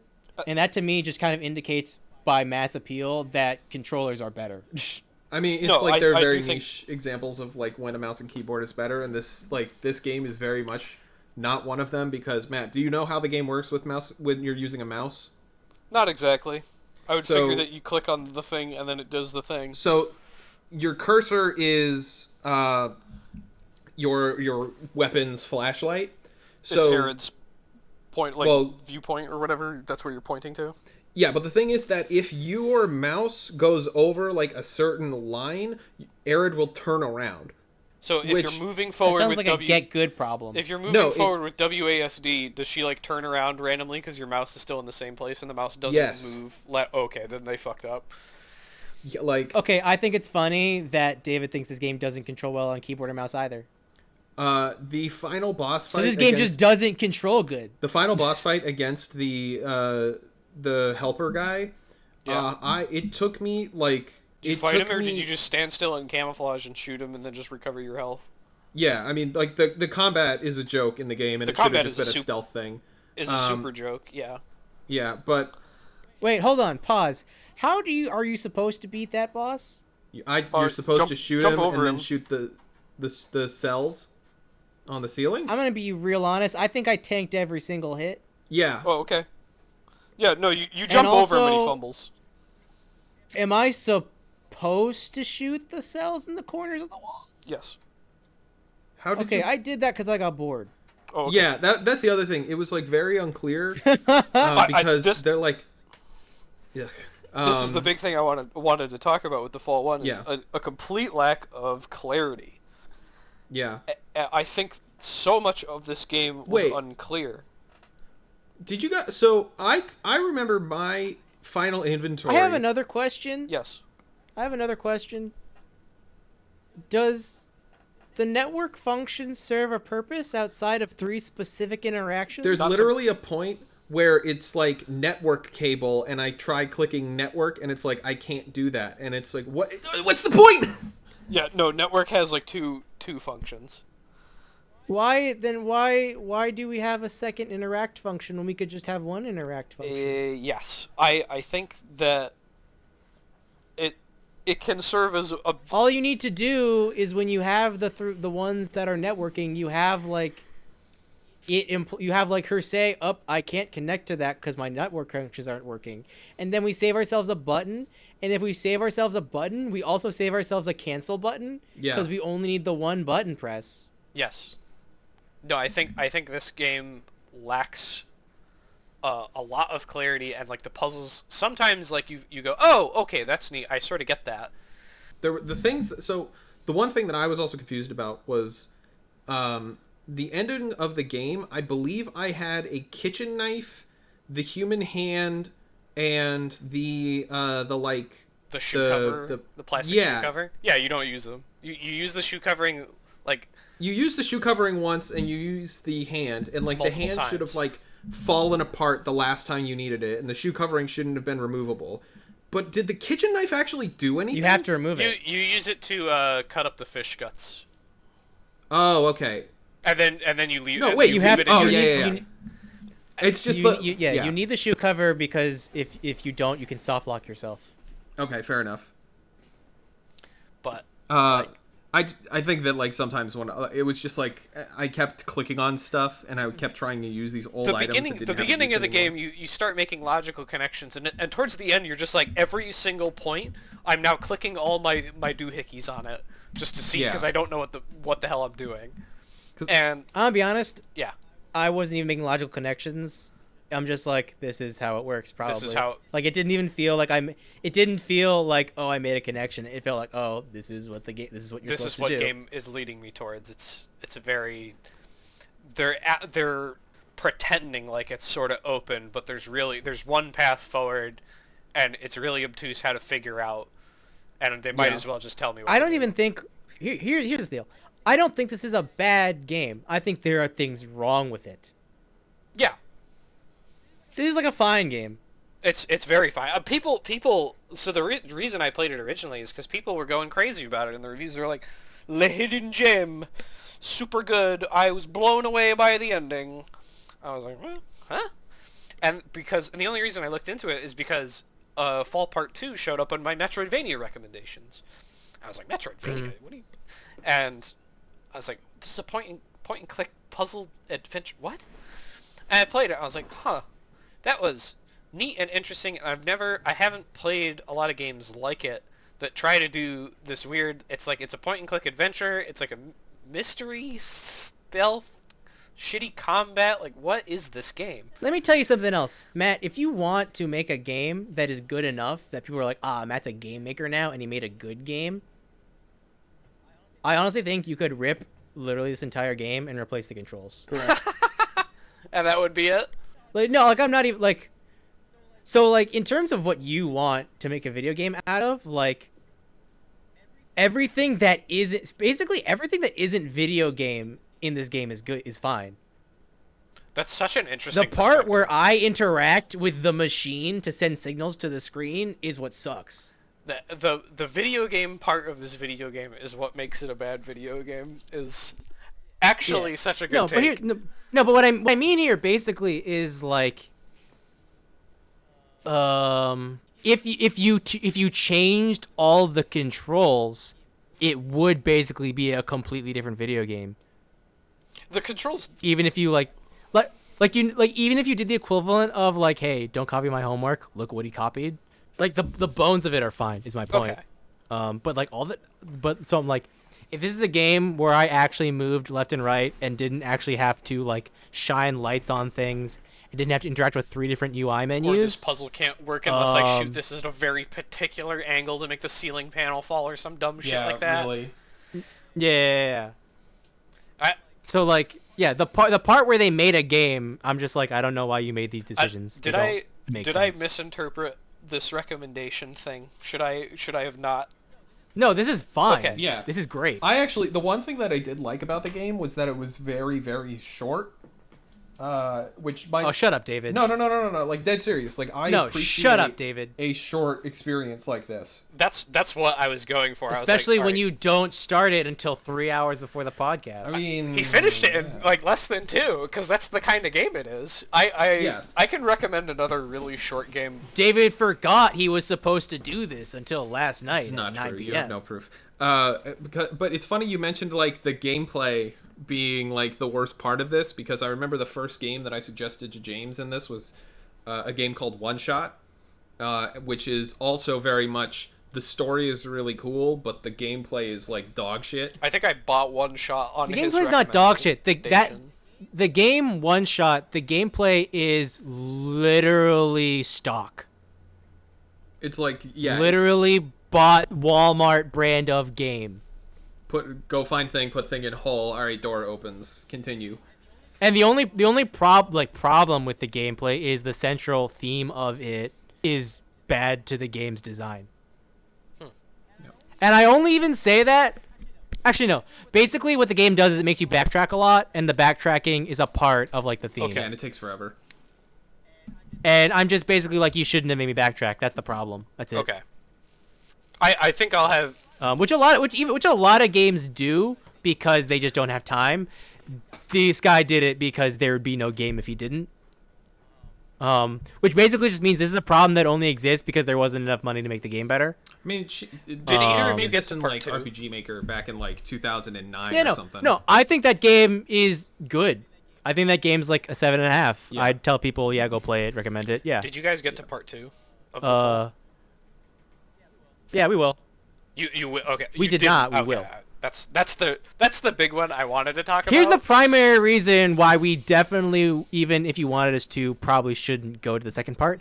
Please tell me that the controls are better in the second one. Please, God. Yes, I remember them being better. I'd have to go back and play it myself. Because if it's the same, I'm gonna be kind of pissed. I remember feeling good playing that with a controller. I'm gonna launch it right now. No, but just like again, like I'm saying, fundamental question. You don't need the network symbol, and if you take out the network symbol, this entire UI gets way simpler to deal with. I don't think the network Yeah. symbol exists in the second one. Good. Like, if you take out network, you don't need network. If you take out network, you don't need cancel. If you take out cancel, you only need one button to be interact. If the one button's interact, you don't need a UI element. You just scroll down. Also, pressing pause and unpressing and entering parameters and out, that like half load in between, that it's just bad design of like, Yeah. oh, you can accidentally press yourself into a loop because it's stupid. This is not a game that should be twin sticked. I have a question about. I wouldn't have even minded if instead of the one stick you just let me use the D-pad. I probably would have been fine So with that. in part 2, you auto lock on to stuff, and you have That's a button helpful. for cycling through the different things. So Also if there's helpful. enemies on screen, you will be locked on to the closest one that shows up, and then if you need to change targets, there's like buttons to change targets, and then you shoot them when they're vulnerable, and that's the main gameplay, and you jump over and dodge their projectiles. Yeah, honestly, even more so than like the controls of the sticks or whatever, I was just so annoyed by every UI decision. I don't know if all the UI decisions get universally immaculate and fixed, but I do think they get better. Just let me press cancel to exit and not go scroll. Sorry, R1, left, X, doesn't work, right, X. No, just let me press O to back out. Please, dear God. So Basically, my big problem is just how, like, I get this because I was playing a controller, but I'm sure it was the same on mouse and keyboard of just like a bunch. You could have added more button functions. Yeah. You didn't need to force me to only use 4 buttons. I think you'll like part 2, and then I have another game recommendation for after that when it's my turn again, but I don't know if we're doing it's 13 Sentinels next week, and then David's, and then my turn again. Yeah. So the only thing that Yeah. I have about 13 Sentinels is that, like, am I supposed to? I know that you're like, you're not gonna put this game down, but like I don't. Hold on. How long does How Long to Beat have it at? Hold on. I think I beat it in like 25 hours. How Long to Beat has it as 30 to 35 hours. Is there Most of that is it's super dependent, to be honest. Is there a reasonable milestone that you can describe to us that the two of us should try to reach that's within about 4 to 5 hours of starting the game? That was going to be my next recommendation, is if we have a long game we want to play. No, because it's not linear. Damn. That if there's a point in the story. You would have to play it together. Damn. If there's It's a not long like- game I want to recommend if, in like- the future. So yeah. I mean, so here's the one deal. I need to talk to people about this game. Mm-hmm. We can do a couple of different things. One, you can have longer time if you want, but you both need to beat it. Yeah. Right. The problem is if you don't beat it, like literally. So the game is fundamentally a story with a narrative and puzzles that you're trying to solve. Mm-hmm. You could each play 50% of the game. You might literally only overlap 10%. You might have completely different conceptions of what the hell's going on in the game at the exact same Right. Are we point. gonna feel worse about the game if we start to treat it like a chore? I don't think you will. Because like I think with the fall, I don't think you will. I think you literally will not feel like this game's a chore. I think with the fall it would be a game I would consider a chore if you had to sit through like 20 hours of that shit, and I wouldn't recommend it. But because it was so short, I was like, oh, whatever. They could just do this in like an hour before the podcast. Yeah. Or whatever. I mean, I don't know. How do you guys want to go about I'll it? probably just play like a session a day. I'll play like 2 hours or however many hours I feel. Yeah, like I'll try to get at least a couple of hours in on it, but I think probably it's going to be really difficult to. Yeah, it's going to be really difficult to like complete the game. In like. I mean, so if you want to take more time to do it, we can. Yeah. The alternate thing can be that while you guys do that, even though I don't want to, I can play Doom. Yeah, go play Doom. Go play Doom. Yeah, that could work. Because like then like if we don't finish 13 Sentinels, you can definitely finish Doom in a week. That game is not long. Have you played Doom Eternal, Yeah. David? I have not. I was originally planning on finishing Pikmin 3, and then I think I was going to play Hades a bit, then Control, and then get the Xbox Game Pass so I could then play Doom Eternal. Okay. Doom Eternal's pretty cool and interesting to talk about. Yeah. Okay. I think we have a plan then. Yeah. And Yeah.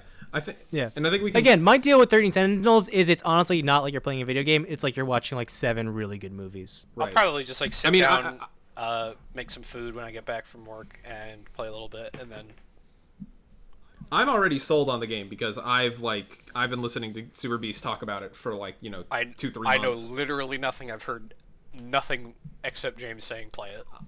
I'm aware of like a handful of things, but I'm like in the same place that I was when I went into Outer Wilds, where I was like, all I can really definitively say is that there's some crazy bullshit in this game, and it is themed around space. Except for this one, it's themed around this other thing. And we could probably just shit talk MTG next podcast or something. Oh, we do that every week already. Hell Don't worry yeah. about it. Yeah. Except for this week. Hell yeah! I mean, I could talk Yo, about the I think storyline. I think Kaldheim is lazy. I don't appreciate how Vorinclex just showed up on Kaldheim. I didn't understand. And I'm pretty sure I understand Axgard, why. you say? No, I don't care about Axgard? anything. No, James, I will edit you out. I don't care about any of the stuff from Kaldheim. I don't care about any of the Kaldheim stuff. I think it's fine.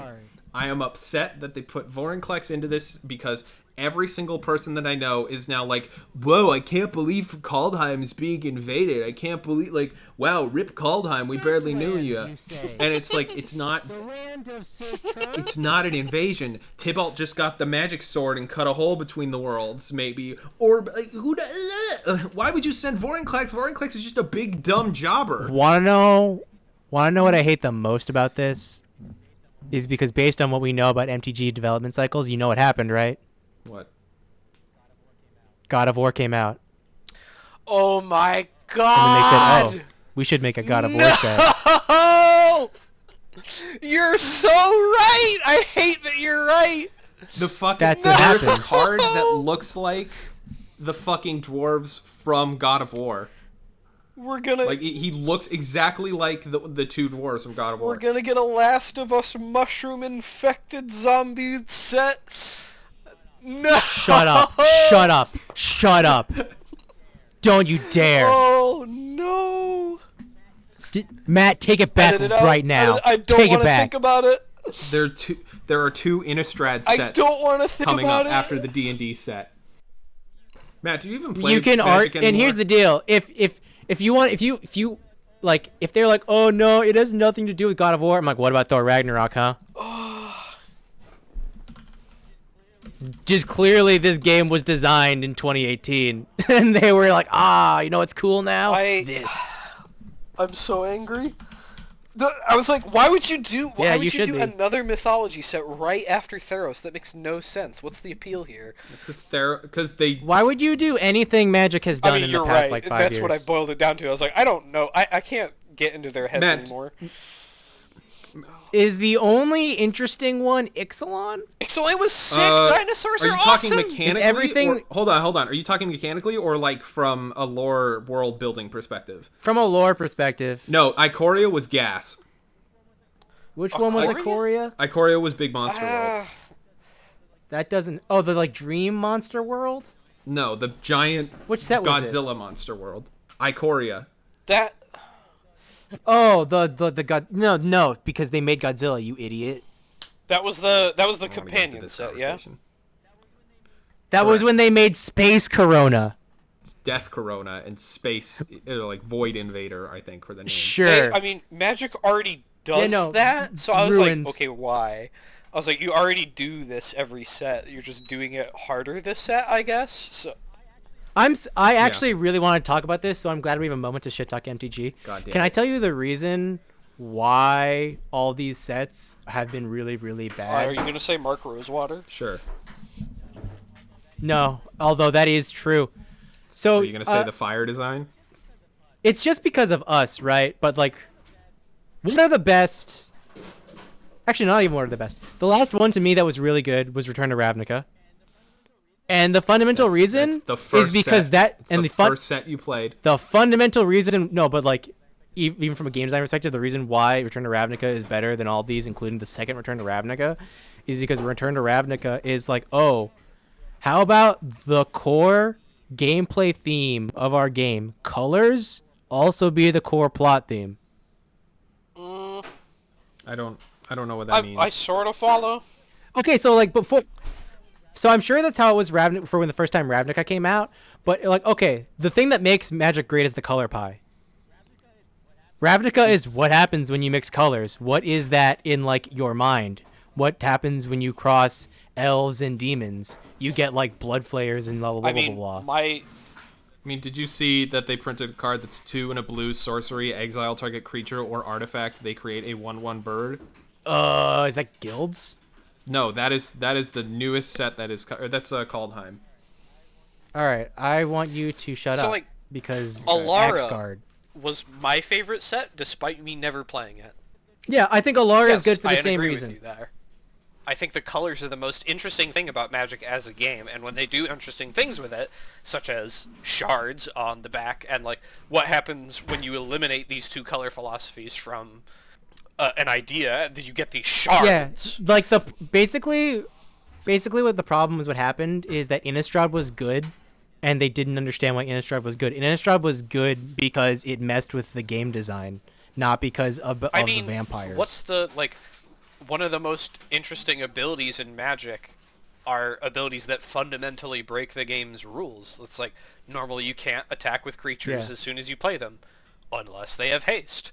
Normally blocking a guide prevents all the damage from it, unless they have trample. Like, it's literally like the things that break the game's rules are the most interesting things, rather than these weird...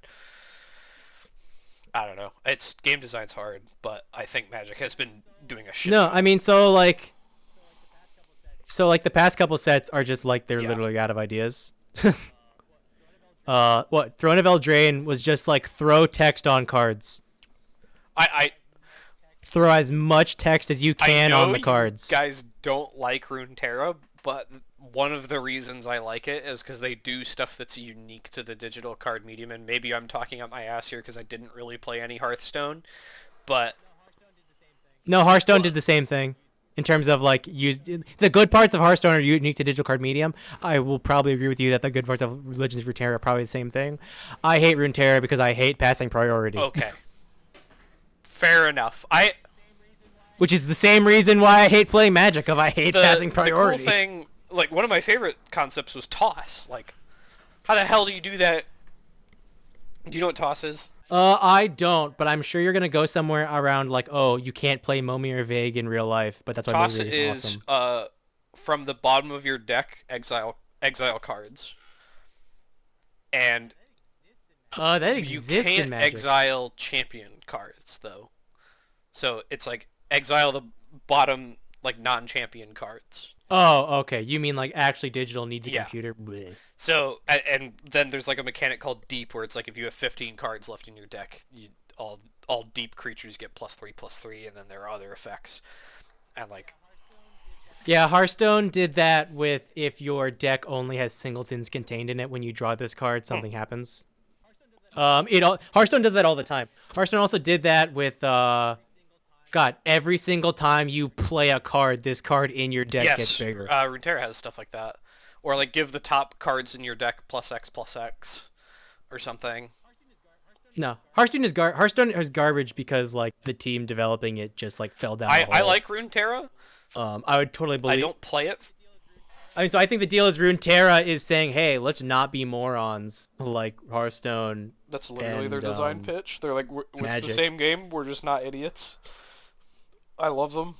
Want to know why they're not idiots? Because they admit when they fuck up and will change things, whereas Hearthstone and Magic are like, eh. Yeah, no, I really like that. We hate the players. We'll do what we want. I play... When a new expansion comes out, I play to exhaust all the rewards, and then I stop playing. Like, I haven't played in a bunch of days because I finished the last of the set's rewards, but they keep bringing me back. Yeah, I don't think... Yeah, I really just don't think Magic Mythology sets are interesting. I don't know what they do from here, though. I think that the storyline... Like, they can be interesting in that, like, yes, Zendikar is Cthulhu, but it's completely different Cthulhu. I think it's not Axgard.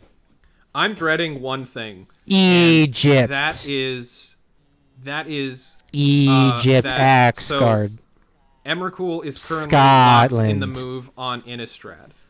We have a Werewolf Innistrad set coming up, which will probably focus at least like adjacently on Emrakul. I don't know if the vampire one or if the werewolf one is first. Whatever, I don't care.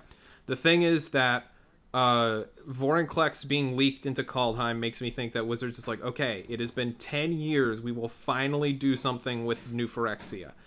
However, Planeswalkers are going to go there. Phyrexia is unstoppable. They're like, shit, we can't do anything. Karn in the Dominaria story was able to get an old school artifact that he used a long time ago to try to blow up the Phyrexians. He's going to try to do that. It's not going to work. And then they're going to have to bring Emrakul to Phyrexia to just essentially reformat New Phyrexia back into Myriad or something else. What are the coolest things in Magic lore?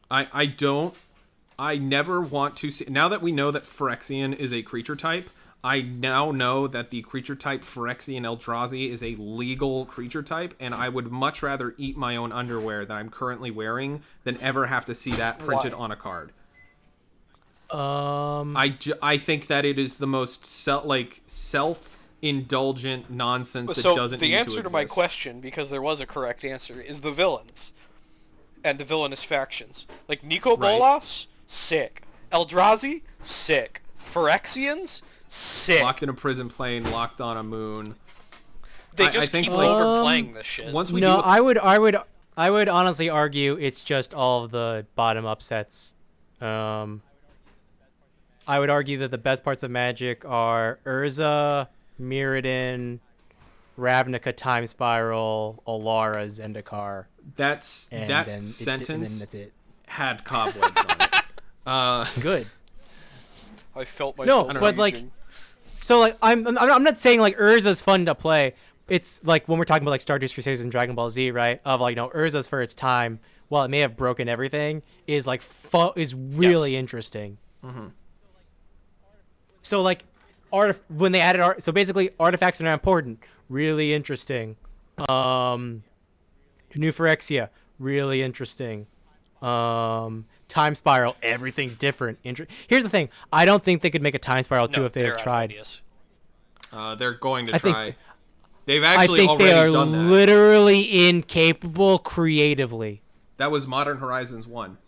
They've actually said that Modern Horizons 1 was meant to be Time Spiral 2. Okay, wasn't Modern Horizons a joke? Yeah, it broke everything. The only thing I know about Modern Horizons is that Force of Will in Modern is okay. Wrong. Forza Ren and Division 6 Modern is not. Okay. Ren and 6. That's what I'm saying. Right. That's what I'm saying. No, Ren and 6 is still and then legal literally in Modern. every other card is terrible. Is it actually? Yeah, it's like one of the only cards that's legal in Modern but banned in Legacy. That's so funny. God. That's so indicative to me of how they design stuff now, is they look at formats and don't actually think about correct. Interesting design spaces. Okay.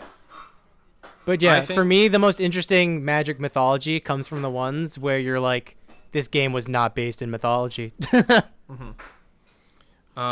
Okay, so Urza, Mir, like, even I'll give Dominaria some credit because like them playing Dominaria again is them understanding that Dominaria was originally interesting because these are all characters we invented, not Greek mythology with a magic skin on it. Yeah. Okay, I legitimately don't think there's a single redeemable factor about Theros or beyond Theros. What is interesting about it? I like the idea of Calyx, and that's about it. I don't even think that counts. I like the idea of a character being created like. Is Calyx from Theros? Yeah, he was created by the actual red green god to be like, hey, Elspeth got out of the underworld, go put her back, and like every single time he kept getting thwarted, and now he's just angry, pissed off Team Rocket that's now hunting Elspeth. Cool. But even then, he's fundamentally just like, character that is Greek. Ashiok, I think, is cool. I mean, because like we don't actually have like, it felt like we never really had a planeswalker from Theros before. Like we have, and like one of the new planeswalkers from Kaldheim is from Theros, and they're like an athlete or whatever.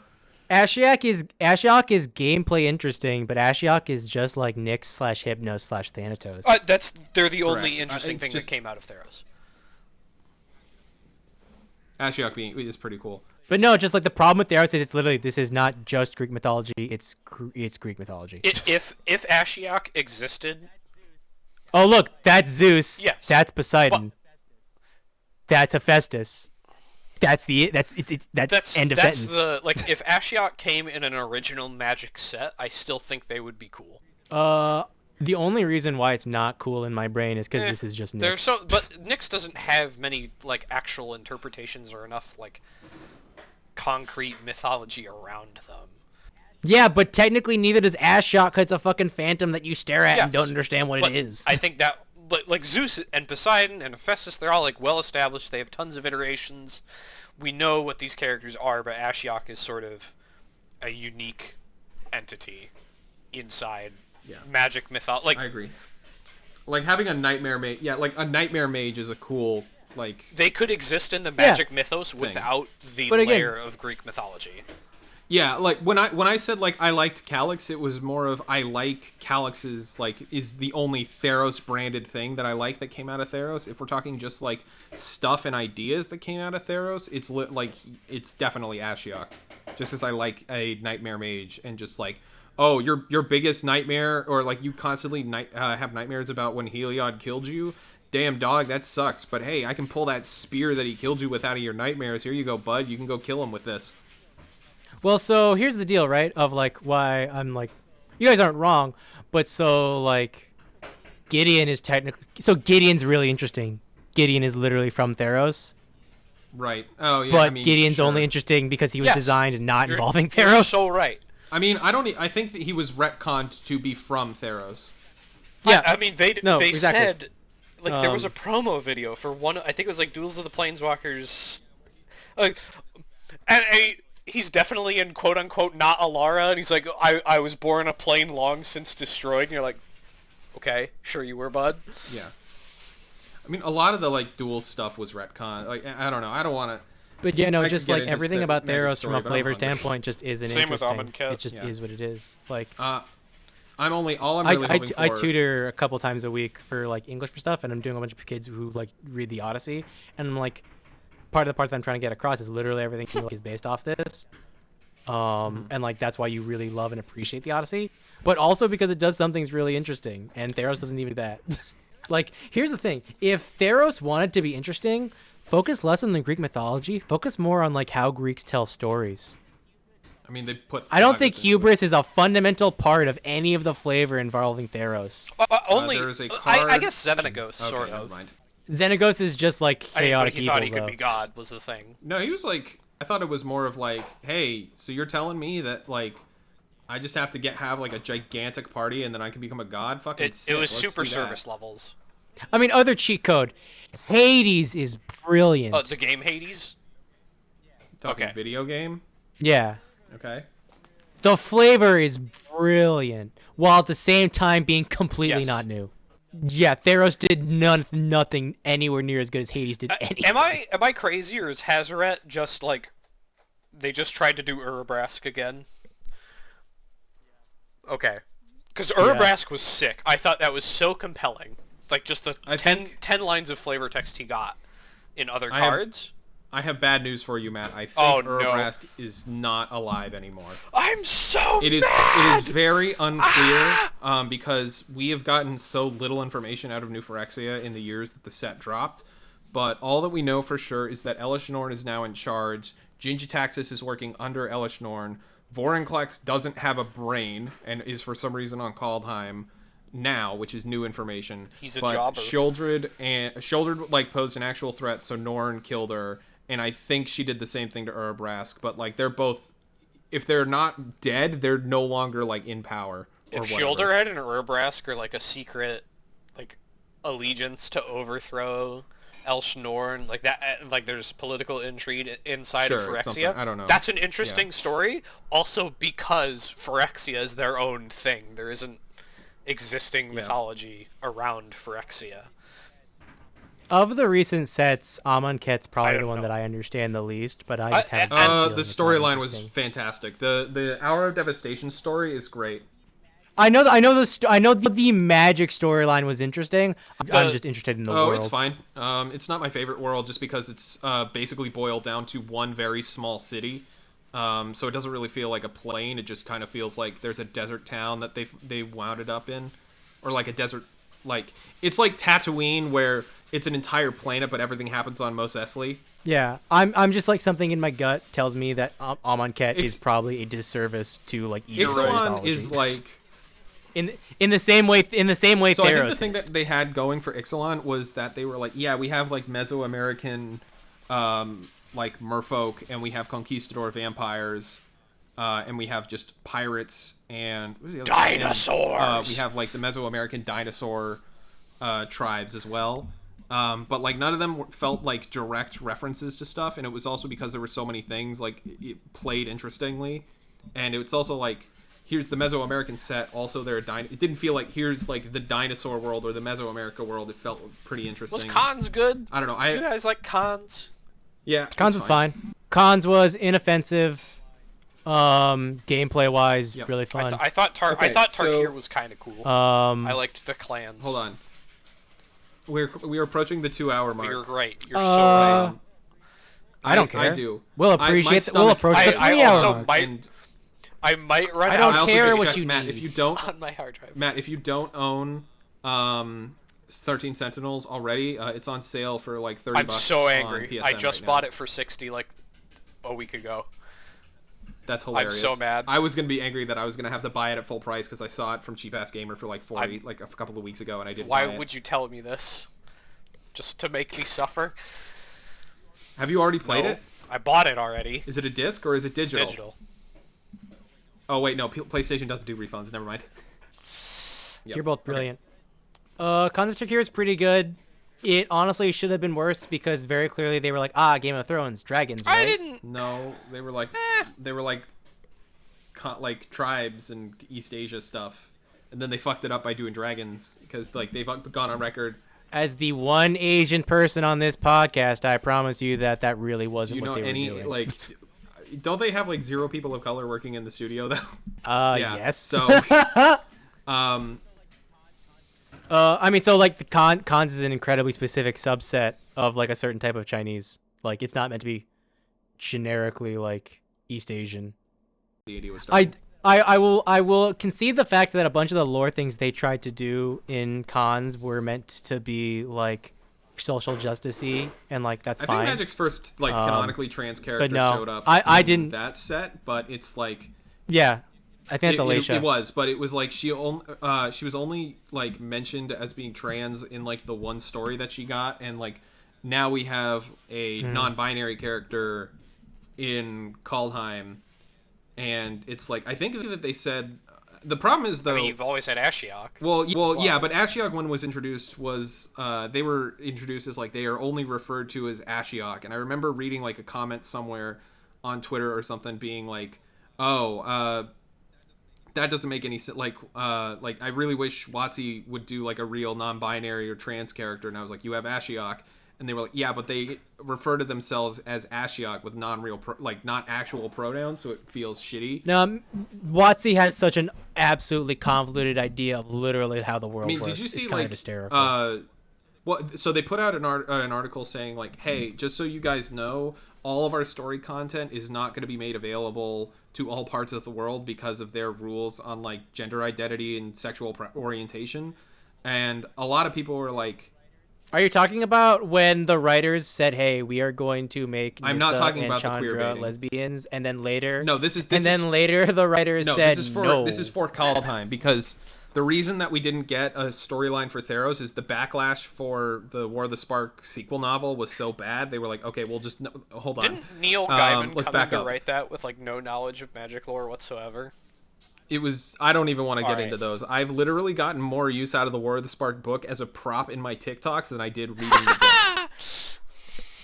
My initial fundamental point before you keep going, David, was just in regards to cons. Like, it's clear to me that Kamigawa was them trying to be like as respectful and we love Japan and we're trying to really pay send-ups to it, which is the part that people liked of Kamigawa and everything else is terrible. In the same way that like the Legend of Korra episode with Juan like touches my soul as a Chinese person. I'm just like, yeah, cons didn't do anything for me. Granted, Asian people aren't a monolith, and maybe I'm wrong, and maybe cons is great, but I don't think it did particularly anything for either Asian culture or the perception of Asian culture to a bunch of people. So, I'm sorry, I lost my train of thought. Sorry, backing up. I don't want to talk about War of the Spark. That stuff was so bad. They've kind of done, it seems like they've done some restructuring. Like they stopped doing novels, because Ikoria had a novel. There was no story for M21, and then they were like, okay, we're going to do web fiction again for Zendikar. And they've been doing that. It's been pretty good.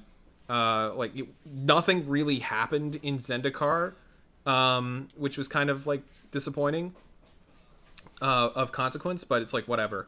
In Ikoria, though, what it seems to be is like they have their main storyline and then they also have side stories, and the non-binary character seems to get their own 2-part side story, which means that all it really means is like those stories aren't going to be available, but it probably means that that character's not going to be in the main storyline, which is like, okay, well, you know, Thanks, I guess. Disney introduces first gay kiss in Star Wars that is easily cut out kind of tier. But, you know, there's still Thanks, 4 I episodes guess. left to go. Oh my I forgot God. Don't about get that, me started on the Jesus. prequels. Star Wars sucks. We won't. Okay, so I am going to I am mandating we're going to end the call now because I am starving and I don't want to edit a 2.5 hour long podcast. Yeah, we're at 2 hours right now. You're gonna do it, though. Okay, so no, don't hit it just yet. Wait a second. So we're gonna play 13 Sentinels to a point. I will give you like what I think we'll figure out. I think when the two of us play it, we can try to figure out like what we should and should not say. I mean, we could just not bring it up until we finish. Like- What do you mean? Oh, that's right. I forgot. I'm stupid. Literally, don't Okay, talk cool. to each We other. will only talk to you if we have problems. I'm not even kidding. Don't talk to each other Okay, about the boss. game. All right. Cool. It was good catching up to you, Matt. I will talk to you guys next time.